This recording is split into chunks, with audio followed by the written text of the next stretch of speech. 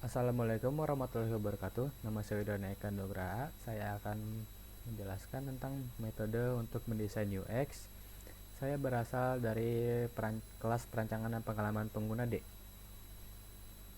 Pertama-tama, saya akan menjelaskan Goal Directed Design atau GDD.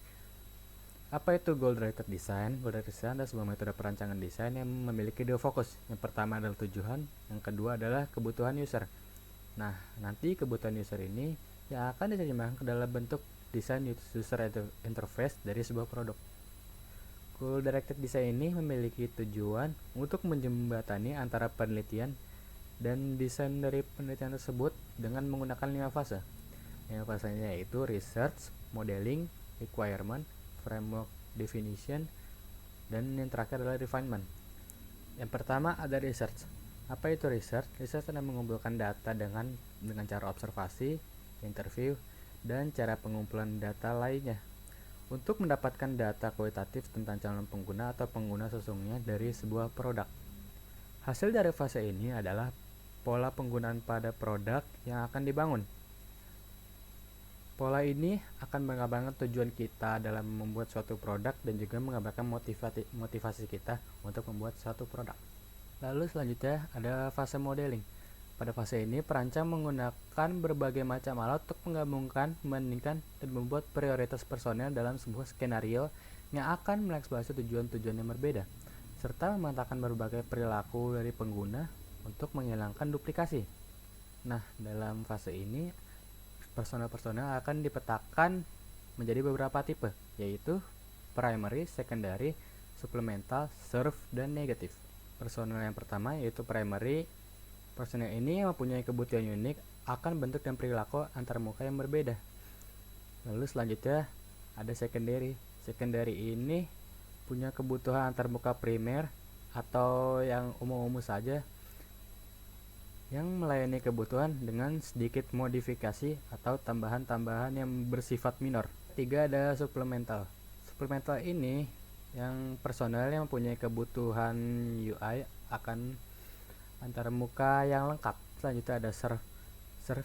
Serve ini sebenarnya bukan merupakan sebuah personel, tetapi serve personel ini merasakan dampak secara tidak langsung dari penggunaan produk yang akan kita buat.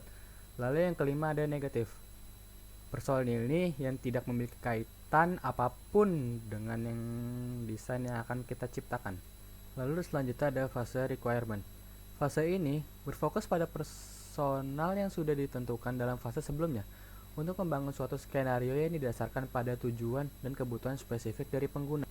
Untuk setiap antar muka dari personal-personal yang disebutkan pada fase sebelumnya, proses desain pada requirement definition ini melibatkan analisis dari data personel dan kebutuhan fungsional yang didasarkan pada prioritas pada tujuan pengguna. Hasil dari fase ini yaitu requirement definition yang menyeimbangkan kebutuhan pengguna. Selanjutnya ada fase refinement. Fase ini melanjutkan fase framework definition dengan fokus lebih pada menggabungkan tugas-tugas, menjalani langkah-langkah, dan validasi dari skenario berdasarkan cerita atau suatu situasi yang ditetapkan. Hasil akhir dari fase ini yaitu dokumentasi dari desain yang berupa spesifikasi bentuk dan perilaku yang ada dan disajikan dalam bentuk laporan atau sebuah presentasi. Lalu selanjutnya kita ke metode yang kedua yaitu metode KISS atau Keep It Smile Stupid. Metode ini biasa disebut KISS Principle, adalah prinsip desain yang berfokus pada proses desain produk yang sederhana dan juga tidak rumit.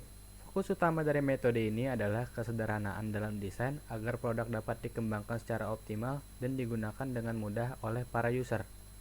Metode ini memiliki beberapa keunggulan. Di antaranya, yang pertama, desainnya lebih sederhana. Manfaat pertama menggunakan kebiasaan adalah desain produk yang lebih baik dan lebih mudah dimengerti, baik itu oleh user maupun oleh developer atau tim yang mengembangkan sebuah produk. Keunggulan metode KISS yang kedua yaitu meningkatkan user experience. Maksud dari meningkatkan user experience yaitu meningkatnya pengalaman pengguna dikarenakan persyaratan produk yang sederhana dan juga biasanya memiliki komponen yang tidak terlalu rumit. Hasilnya pasti lebih mudah bagi para user untuk menggunakan produk yang akan kita buat. Lalu, alasan lain untuk menggunakan metode ini adalah mempermudah kerja para software developer atau pihak pengembang.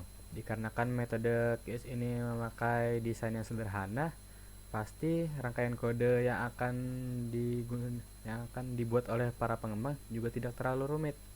Nah, hal ini akan membuat para developer lebih mudah dalam pekerjaannya dan dapat menyelesaikan pengembangan produk ini dalam waktu yang optimal.